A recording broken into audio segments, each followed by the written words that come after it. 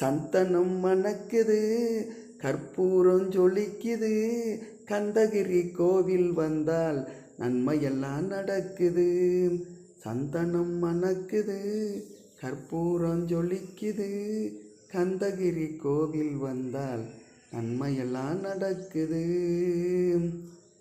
நித்தமும் பாலிலே நீராட்டுவோம், பச்சை நிறத்திலே பட்டாடை நாம் கட்டுவோம். நித்தமும் பாலிலே நீராட்டுவோம், பச்சை நிறத்திலே பட்டாடை நாம் கட்டுவோம்.